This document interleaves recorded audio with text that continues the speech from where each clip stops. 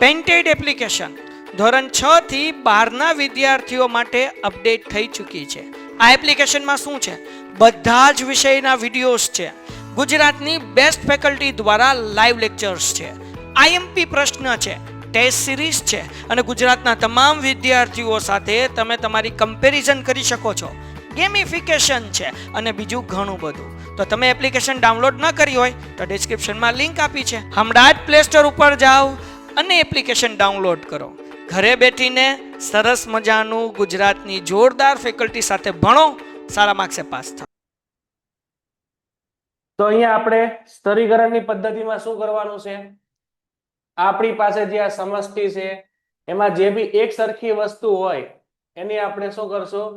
એને અલગ અલગ ભાગ પાડી દેશું. બરાબર છે? પછી દરેક ભાગનો જે સમષ્ટિ હોય એમાંથી આપણે એક નિદર્શની પસંદગી કરશું અને પછી એમાંથી આપણે એને કુલ નિદર્શની પસંદગી કરશું. કુલ નિદર્શની આપણે પસંદગી કરશું. ફોર એક્ઝામ્પલ, જો તમને એ કીધેલું છે એક કોમર્સ કોલેજમાં વિદ્યાર્થીઓ નાણાં ખર્ચ કરવાની ટેવ વિશેનો અભ્યાસ કરવાનો છે, તો આ કોલેજના વિદ્યાર્થીઓમાં વધુ આવક ધરાવતા, મધ્ય આવક ધરાવતા અને ઓછી આવક ધરાવતા 3 પ્રકારના વિદ્યાર્થીઓ છે. એમાં આપણી પાસે આ પહેલો મુદ્દો છે જે છે વધુ આવક ધરાવતા વિદ્યાર્થી, બીજું છે મધ્યમ આવક ધરાવતા વિદ્યાર્થી અને ત્રીજું છે ઓછી આવક ધરાવતા વિદ્યાર્થી. એટલે આપણી પાસે 3 સ્તર છે. આ આપણી પાસે પહેલો સ્તર છે, આ આપણી પાસે બીજો સ્તર છે અને આ આપણી પાસે ત્રીજો સ્તર છે. બરાબર છે? આ ત્રણેયમાંથી ચોક્કસ સંખ્યા યદચ્છ રીતે લેવાની છે. ત્રણેયમાંથી આપણે ચોક્કસ સંખ્યા લેવાની છે. એટલે આમાંથી નિદર્શ લેવાનો છે, આમાંથી પણ લેવાનો છે અને આમાંથી પણ લેવાનો છે. અને ત્રણેય નિદર્શને ભેગા કરીને એક આપણે નિદર્શ મેળવવાનો છે. આ રીતે એક ફેક્ટરીમાં ઉત્પાદન કરતી ગુણવત્તાની વસ્તુઓમાં કુલ ઉત્પાદનના એકમોમાં સવાર પાડી છે, પછી રાત્રિની પાડી છે. તો આ બંનેમાંથી આપણે કર્મચારીઓની પસંદગી કરવાની છે. તો આને પણ આપણે શું કહેશું? સ્તરિત યાદચ્છિક નિદર્શન પદ્ધતિ. બરાબર છે? એક્ઝામ્પલ તરીકે આપણે જોઈએ કે કોલેજના વિદ્યાર્થીઓને મળેલી સવલતોના પ્રતિભાવ માટે કોલેજમાં આપણી પાસે 1500 વિદ્યાર્થીમાંથી 1% વિદ્યાર્થીની સ્તરિત યાદચ્છિક રીતે પુરવણી રહિત પસંદગી કરવાની છે. તો 1500 ના 1% કેટલા થાય? 150 થાય. બરાબર છે? 150 વિદ્યાર્થીઓની કઈ રીતે પસંદગી કરવાની છે? પુરવણી રહિત. એટલે એ લોકો રિપ્લેસ થવા જોઈએ નહીં. તો પરીક્ષામાં પ્રથમ વર્ષમાં 600, બીજા વર્ષમાં 500 અને ત્રીજા વર્ષમાં 400 વિદ્યાર્થીઓ છે. તો સમષ્ટિ માટે નિર્દેશ નીચેની 1500 ના 1% 15 થાય. ના હા સોરી, મને 15 જ્યાં લઈ ગયા. હિત કરું છું. બરાબર છે? પછી 400 વિદ્યાર્થીઓ છે જેમાંથી નીચેના આપણે 40 અલગ અલગ આપણને આંકડાઓ મળેલા છે. તો પ્રથમ 14 સંખ્યાઓ એ પ્રથમ વર્ષ માટે છે, પછીની 14 સંખ્યાઓ બીજા વર્ષ માટે છે અને ત્રીજીની સંખ્યાઓ ત્રીજા વર્ષ માટે છે. એટલે આ જે સંખ્યાઓ પસંદ કરી છે એ 600 વિદ્યાર્થીઓમાંથી કરી છે. આ પસંદ કરી છે 500 માંથી કરેલી છે અને આ પસંદ કરી છે 400 માંથી કરેલી છે. બરાબર છે? ટોટલ આપણે અહીંયા 40 લોકોને પસંદ કર્યા છે. તો શું કરવાનું છે? સૌપ્રથમ 1500 વિદ્યાર્થીઓને પ્રથમ વર્ષ, બીજા વર્ષ, ત્રીજા વર્ષમાં આપણે સ્તર પાડી દેવાનું. અને હવે 1% વિદ્યાર્થીઓ નિદર્શ લેવા માટે પ્રત્યેક સ્તરમાંથી 1% વિદ્યાર્થીઓની પસંદગી લેવાની છે. એટલે પ્રથમ વિદ્યાર્થીઓ આપણી પાસે કેટલા છે? 600 વિદ્યાર્થીઓ છે. એટલે 600 માંથી આપણે 1% આપણે લઈએ એટલે કેટલા થાય? 6 થાય. 500 માંથી 1% લઈએ એટલે કેટલા થાય? 5 થાય. આમાંથી 1% લઈએ એટલે કેટલા થાય? 4 થાય. તો આ રીતે જે પસંદગી થાય ને આપણે શું કહેશું? યદચ્છ નિદર્શનની સ્તરીકરણની પદ્ધતિ. તો આમાં પ્રથમ વર્ષમાં આપણે 158, 0, 94, 11, 745, 9, 724 એવી રીતના બધી સંખ્યાઓ મળે છે. જે 600 સુધીના આપણે અંક લેવાના છે. તો 600 થી વધુની સંખ્યા હોય એને આપણે શું કરી નાખવાની છે? કાઢી નાખવાની છે. અને પુરવણી રહિત એટલે રિપ્લેસમેન્ટ વાળી સંખ્યાઓ હોય એને પણ આપણે અહીંયા કાઢી નાખશું. તો 6 કદનો યદચ્છ નિદર્શ લેવા માટે 6 કદની આપણે પસંદગી કરવાની છે. તો કહેવાનો અર્થ અહીંયા શું છે આપણી પાસે? કે આની અંદર જે પણ સંખ્યાઓ 600 થી મોટી હશે ને એને આપણે રિમૂવ કરી નાખવાની. જે બી 600 થી મોટી સંખ્યા હોય એને આપણે શું કરી નાખવાની છે? રિમૂવ કરી નાખવાની. આની અંદર જે 500 થી મોટી સંખ્યા હોય એને આપણે કાઢી નાખવાની છે. 7 લોકોની આપણે પસંદગી અહીંયા કરવાની છે. બરાબર, અહીંયા 7 લોકોની પસંદગી કરવાની છે પુરવણી રહિત. તો આપણે સ્ટાર્ટિંગમાં શું કરવું પડશે? 30 છોકરાઓની આપણે પસંદગી કરવાની છે અને 20 છોકરીઓની આપણે પસંદગી કરવાની છે. તો 30 છોકરાઓ એટલે એવી સંખ્યાઓ કે જે 30 થી મોટી હોય એને પહેલા આપણે કાઢી નાખવી પડે. તો એ 30 થી મોટી જેટલી પણ સંખ્યાઓ છે એને આપણે કાઢી નાખવાની થાય. બરાબર છે. અને આમાં 20 છોકરીઓ છે એટલે 20 થી મોટી સંખ્યા હોય એને અહીંથી આપણે કાઢી નાખવાની થાય. હવે શું કીધું છે આપણે? પુરવણી રહિત. એટલે આમાંથી જોઈ લેવાનું હવે કોઈ રિપીટ સંખ્યા થાય છે તો નહીં, આમાં કે રિપીટ નથી થતી, આમાં એક રિપીટ નથી થતી. ક્યાં? તો આમાંથી એક આપણે કાઢી નાખશું. બરાબર છે. તો અહીંયા આપણે પ્રથમ 50 છોકરાઓ છોકરીઓ અને 2 ભાગમાં વહેંચ્યા છે. હવે આપણે એને જોઈએ. સ્ટાર્ટિંગમાં આપ્યું છે 30 છોકરીઓમાંથી 30 છોકરાઓમાંથી 3 ની આપણે પસંદગી કરવાની છે. બરાબર છે. અને એ પાછું પુરવણી રહિત આપણે પસંદગી કરવાની. પેન્ટેડ એપ્લિકેશન ધોરણ 6 થી 12ના વિદ્યાર્થીઓ માટે અપડેટ થઈ ચૂકી છે. આ એપ્લિકેશનમાં શું છે? બધા જ વિષયના વિડીયોઝ છે. ગુજરાતની બેસ્ટ ફેકલ્ટી દ્વારા લાઈવ લેક્ચર્સ છે.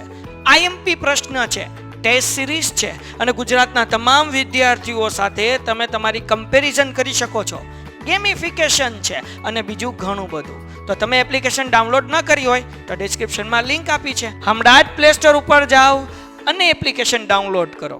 ઘરે બેઠીને સરસ મજાનું ગુજરાતની જોરદાર ફેકલ્ટી સાથે ભણો, સારા માર્ક્સે પાસ થવાની છે. અહીંયા પુરવણી રહિતનો મીનિંગ શું થશે કે કોઈ પણ સંખ્યા છે રિપીટ થવી જોઈએ નહીં. તો આની અંદર યથાવત રીતે સંખ્યાઓની આપણે પસંદગી કરીએ તો 18, 20 અને 11 આટલા સંખ્યાઓની આપણે પસંદગી થતી જોવા મળે. તો સ્ટાર્ટિંગમાં આપણે તમે જોવો તો અહીંયા પેલું આપણને મળી જાય છે 18, 20 અને 11. તો આ 3 લોકો છે કે જેની આપણે પુરવણી રહિત આપણે પસંદગી કરીને આમાં 4 સંખ્યાઓની આપણે પસંદગી કરવાની છે. તો કઈ આવે? 4, 13, 11 અને 8.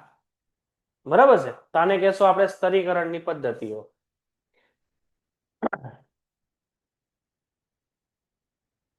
તો અહીંયા 20 છોકરીઓમાંથી 4 ની પસંદગી આપણે કરવાની છે. તો પહેલી કન્ડિશન છે પુરવણી રહિત એટલે રિપીટ સંખ્યાઓને આપણે કાઢી નાખવાની છે અને જે સંખ્યાનો ક્રમ 20 થી મોટો એની આપણે કાઢી નાખશું. તો સ્ટાર્ટિંગમાં આપણને 4, 13, 11 અને 8 મળે છે જે આપણને અહીંયા જોવા મળે છે. બરાબર છે. તો આની અંદર જે રાઉન્ડ કર્યા છે આપણી પુરવણી માંથી આપણે પસંદગી કરેલા છે. તો આને કહેશું સ્તરીકરણની આપણી પદ્ધતિઓ. તો શું ફાયદા થાય આ પદ્ધતિથી? તો પહેલો ફાયદો એ થશે કે સમષ્ટિનો આમાં યોગ્ય પ્રતિનિધિત્વ થતું નિદર્શમાં તમને જોવા મળે છે. હવે સમષ્ટિના બાકીના જે પ્રાચલો માટે આ ગણકોની ચોકસાઈ વધે છે કારણ કે અલગ અલગ સ્તરમાંથી આપણે અલગ અલગ પસંદગી કરીએ છીએ તો બધાને પૂરતો આમાં ન્યાય મળતો પણ જોવા મળે છે. જેનાથી દરેક સ્તર માટે પૂર્વ નિર્ધારિત ચોક્કસ ધોરણો નિર્ધારણ આપણે કરી શકીએ. જેનાથી જેટલા બી સ્તર બનાવેલા છે સ્તરીકરણની અંદર એ બધા સ્તરમાંથી આપણે પસંદગી નિર્દેશની કરવા એટલે બધાને પૂરતો અવકાશ આની અંદર મળે છે. અને આ પદ્ધતિ નિર્દેશ લેવા માટેની વહીવટી સુગમતા વધારે છે. જેનાથી કોઈ એક સ્તરમાંથી વધુ પસંદ નથી થતા અને ઓછા પસંદ નથી થતા. દરેકને સમાન તક અહીંયા મળે છે. જુદા જુદા સ્તર માટે નિર્દેશની પસંદગી કરવા માટે આપણી પાસે જુદા જુદા અન્વેષકોની નિયુક્તિ કરી શકાય છે. અન્વેષકો જુદા જુદા એટલે અલગ અલગ સ્તરો. ફોર એક્ઝામ્પલ આપણી પાસે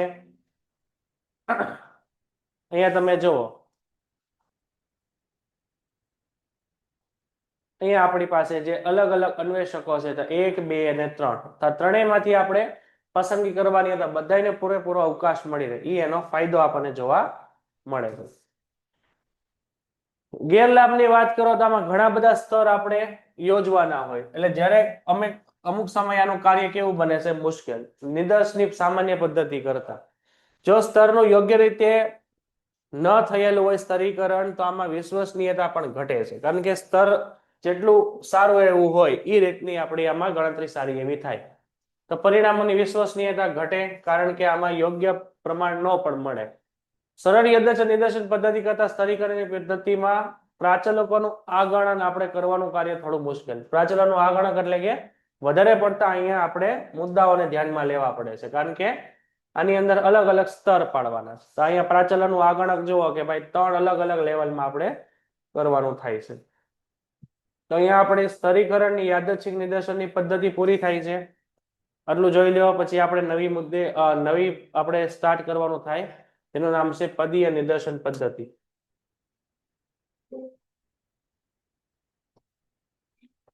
પદિક નિદર્શનની પદ્ધતિ તરીકે ઓળખશું. તો આની અંદર આપણે શું કરવાનું છે કે ભાઈ કોઈ એક સમષ્ટિમાંથી જ્યારે નિદર્શનની પસંદગી કરવાની આવે ત્યારે એને સિસ્ટમેટિકલી સ્ટેપ બાય સ્ટેપ આની પસંદગી કરવાની છે. ફોર એક્ઝામ્પલ, આપણી પાસે સમજો કે ભાઈ 40 વસ્તુઓ છે. આ 40 વસ્તુઓમાંથી આપણે કોઈ પણ 3 વસ્તુઓની પસંદગી કરવાની છે. તો ફોર એક્ઝામ્પલ આપણે આ 40 વસ્તુમાંથી પહેલો નિર્દેશ લીધો છે, ફોર એક્ઝામ્પલ અહીંયા 2 નો. તો બીજી સંખ્યા આપણે પસંદગી કરી છે. તો સિસ્ટમેટિક એટલે પછી આની અંદર 3 આપણે વસ્તુ પસંદગી કરવાની, 3 ના સ્ટેપ થી હાલવાનું છે. એટલે આ 2 માં 3 એડ કરો એટલે પછી શું આવે? 5. એમાં 3 એડ કરો એટલે કેટલું આવે? 8. તો આ જે 3 મુદ્દાઓની આપણે પસંદગી કરી, આને કહેવાય આપણે સિસ્ટમેટિક સેમ્પલિંગની મેથડ. તો આની અંદર શું કરવાનું છે કે આ પદ્ધતિમાં નિર્દેશમાં પસંદ થતા પ્રથમ એકમને એક સમષ્ટિ તરીકે જોવાનું, બાકીને આપોઆપ પસંદગી થઈ જશે. એટલે આપણે તમારે આની અંદર સ્ટાર્ટિંગની અંદર આ એકની જ પસંદગી કરવાની થાય, બાકી બધાને તમે પ્લસ પ્લસ કરતા જાઓ એટલે ઓટોમેટિક એની ગણતરી થતી જાય. જ્યારે સમસ્યાના બધા જ એકમો કોઈ ખાસ રીતે એટલે કે વર્ણાનુમાં અથવા સમયાનુસાર ભૌગોલિક રીતે ગોઠવાયેલા હોય ત્યારે આ પદ્ધતિનો આપણે ઉપયોગ થાય છે. ફોર એક્ઝામ્પલ, સમજો કે આપણી પાસે 1 થી n સુધીના ક્રમ છે, જેમાં n નિર્દેશ આપણે લેવાનો છે. 1 થી n એટલે સમજો કે ભાઈ આપણી પાસે 1 થી લઈને 50 સુધીના આપણે સમષ્ટિ આપેલી છે. એમાંથી આપણે કોઈ 5 એકમની પસંદગી કરવાની છે. તો એની અંદર આપણે n n ના છેદમાં k આપણે અથવા k મેળવવા માટે n ના છેદમાં n આપણે લેશું. તો 50 ના છેદમાં આપણે 5 લેશું. તો k બરાબર આપણને 10 મળશે. એટલે બધી જગ્યાએ 10 ના ગેપ થી હવે આપણે આગળ વધવાનું છે. ફોર એક્ઝામ્પલ, તમે અહીંયા 3 નો આંકડો પસંદ કર્યો, બરાબર છે. તો પછી અહીંયા આવશે 13, પછી આવશે 23, પછી આવશે 33. તો એ રીતે આપણે આગળ વધવાનું છે, જેને આપણે કહેશું સિસ્ટમેટિક પદ્ધતિ. એક્ઝામ્પલ તરીકે જો કે આપણી પાસે 42 પ્લાસ્ટિકની બોટલ છે, એમાંથી 6 બોટલોને આપણે પસંદ કરવાની છે. તો 42 માંથી આપણે 6 બોટલને પસંદ કરવાની છે. તો k બરાબર શું થશે? 42 ના છેદમાં 6 એટલે આપણી પાસે થશે 7. હવે જો 7 માંથી તમે કોઈ પણ એકાદી બોટલ પસંદ કરો, ફોર એક્ઝામ્પલ તમે એમાંથી પસંદ કરી છે 2, બીજી બોટલ પસંદ કરી 7 માંથી, તો એમાં પછી આપણે શું કરવાનું છે? +7 એડ કરવાના, પછી આમાં +7 એડ કરવાના, પછી આમાં +7 એડ કરવાના. ફોર એક્ઝામ્પલ, કેમ અહીંયા તમને કીધું છે કે પ્રથમ 7 બોટલમાંથી આપણે એક બોટલ પસંદ કરી. દાખલા તરીકે આપણે 3જા નંબરની બોટલ પસંદ કરી, બરાબર છે. તો ફોર એક્ઝામ્પલ તમે અહીંયા 3જા નંબરની બોટલ પસંદ કરો. હવે આમાં બધામાં 7 એડ કરવાના છે. તો આ 3 ને 7 કેટલા થાય? 10. તો આપણું અહીંયા આન્સર આવે. એક અહીંયા આન્સર આવી ગયો. પછી આપણી પાસે આમાં બી બીજા 7 એડ કરો કેટલા થાય? 17. આમાં બી બીજા 7 એડ કરો તો કેટલા થશે? અહીંયા 24. આમાં બી 7 બીજા એડ કરો તો કેટલા થશે? 31. તો આ આપણી પાસે, અને બીજી આમાં બી એડ કરો 7 તો કેટલા થશે? તો કે અહીંયા 38. તો બધાની અંદર જે બી અહીંયા તમે પદ પસંદ કરો છો એને પ્લસ પ્લસ કરવાનું છે. એટલે બાકીના બધા મુદ્દાઓ તમને ઓટોમેટિક મળવા માંડે. જે તમને અહીંયા કીધેલું છે કે અહીંયા આપણે સ્ટાર્ટિંગમાં કોઈ એક જ પદની પસંદગી કરવાની છે. એ તમારી રીતે કોઈ પણ હોઈ શકે. 1 થી 7 માંથી કોઈ પણ નંબર તમે લ્યો, તો એમાંથી પછી બાકીના પદો છે ને આપોઆપ ઓટોમેટિક તમને મળી જતા જોવા મળે છે. ફોર એક્ઝામ્પલ, તમે અહીંયા જુઓ, આપણે આ બધી બોટલો છે એમાંથી આપણે પસંદગી કરી ફોર એક્ઝામ્પલ 3 ની, બરાબર છે. આપણે 7 બોટલ પસંદ કરવાની છે. કેટલી બોટલ પસંદ કરવાની છે? 7 બોટલ પસંદ કરવાની છે. નહીં, સોરી, કેટલી? 6 છે ને? હા, 6 બોટલ પસંદ કરવાની છે, બરાબર. તો ફોર એક્ઝામ્પલ અહીંયા આન્સર આવે છે 7. તો અહીંયા ફોર એક્ઝામ્પલ તમે અહીંયા કોઈ પણ બોટલ પસંદ કરી, ફોર એક્ઝામ્પલ 3જી બોટલ પસંદ કરી, તો 3જામાં પછી તમે 7 એડ કરો તો તમારી 10મી બોટલ સિલેક્ટ થશે. પછી એમાં 7 એડ કરો, 17મી, 7 કરો 24, પછી 38 અને 31 અને 38. તો એ રીતે આપણને અહીંયા આનો આન્સર મળે છે. જે 100 ધારો કે અહીંયા શું કીધું છે, એક સોસાયટીમાં 120 ઘરમાંથી 10 ને આપણે પસંદ કરવાના છે. તો 120 ઘરમાંથી આપણે 10 ને પસંદ કરવાના છે. તો કેટલા જવાબ આવે? 12. તો કે બરાબર કેટલો આવશે? 12. તો 12 ઘરમાંથી કોઈ પણ એક ઘર પસંદ કરો. યાદચ્છિક રીતે તમે 8મું ઘર પસંદ કર્યું તો 8માં આવે શું કરવાનું? +12 એડ કરી દો એટલે કેટલો જવાબ આવે? બરોબર છે. તો આ રીતે આનો આન્સર મળે છે. અહીંયા આપણને આપ્યું છે 3 ફ્લેટ પસંદ કર્યા છે. ત્રીજો ફ્લેટ જો ફોર એક્ઝામ્પલ પસંદ કરો તો બધામાં આપણે 3 એડ કરવાના થાય. બરાબર છે. તો અહીંયા ત્રીજો ફ્લેટ પસંદ કરીને પછી એમાં 8 પસંદ કરશો એટલે એ પ્રમાણેના આપણને ટોટલ આન્સર મળી જશે. તો સ્ટાર્ટ કરીએ આપણે. નેક્સ્ટ આપણે એક્ઝામ્પલ આપેલું છે. એક કાર સર્વિસમાં માલિક પોતે તેની પાસે કારનું સમારકામ કરાવવા માટે 1000 કાર માલિકોની યાદી તૈયાર કરે છે. તેનું સમારકામનું સંતોષકારક મળે તે માટે એ 50 કારની પસંદગી કરે છે. તો અહીંયા આપણે 50 કારોનો નિર્દેશ લેવાનો છે. તો અહીંયા શું થશે? 1000 ના છેદમાં આપણે કરવાના છે 50. તો કેટલા જવાબ આવશે? 20. તો કે બરાબર આપણી પાસે આવે છે 20. તો 20 નો આપણે ગાળો રાખીને આપણે પસંદ કરવાનું છે. ફોર એક્ઝામ્પલ 20 ની અંદરથી આપણે 11મું પદ પસંદ કરીએ. બરાબર છે. આ તમે કોઈ પણ કરી શકો. બરાબર છે. એનો આધાર તમારા ઉપર છે.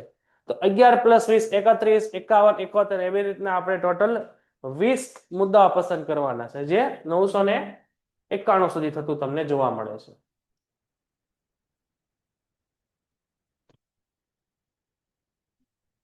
એક સમષ્ટિમાં 12 એકમો છે, એમાંથી 3 એકમો પસંદ કરવાના છે. એટલે 12/3 એટલે 4 થશે અને 4 માંથી આપણે કોઈ પણ એકની પસંદગી કરવાની છે. બરાબર છે. ફોર એક્ઝામ્પલ આપણે અહીંયા 3 આપણી પાસે અલગ અલગ સ્તરો છે. તો એમાં આપણે કોઈ પણ એકની પસંદગી કરશું, ++4 એડ કરતા જશો એટલે આપણે આંકડો મળી જશે.